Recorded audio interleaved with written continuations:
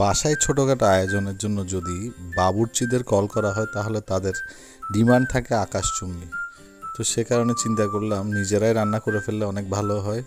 তো ভাড়া করা মনি ডেক নিয়ে এসে আমার বড় ভাই আজকে নিজেই কি রান্নাটা সেরে ফেলবে। তো সে কারণে সব কিছুর এই আয়োজন। তো আজকে মেজবানি আইটেম রান্না করা হবে। তো বন্ধুরা, আমার চ্যানেলে যারা নতুন তারা অবশ্যই সাবস্ক্রাইব করবেন, আর ভিডিওটি ভালো লাগলে লাইক কমেন্ট শেয়ার করবেন অবশ্যই।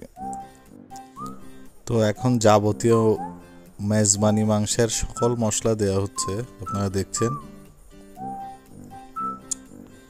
মেজবানি মাংস রান্না করতে অনেক টাইপের মশলাপাতি লাগে।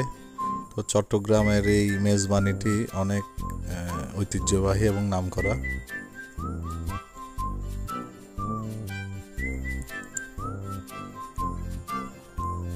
তো এখন মশলাপাতি মোটামুটি সব কিছু দেয়া শেষের দিকে প্রায়।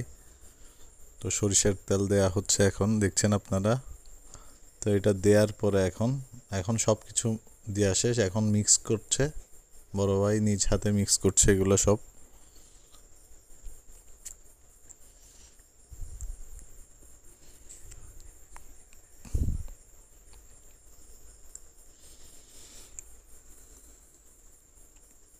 রান্নার কাজ মোটামুটি শেষের দিকে প্রায়।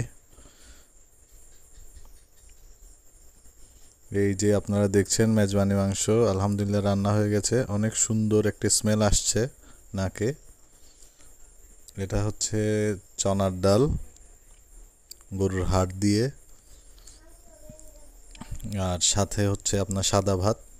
তো বন্ধুরা, ভিডিওটি ভালো লাগলে দয়া করে শেয়ার করে দিবেন। আসসালামু আলাইকুম।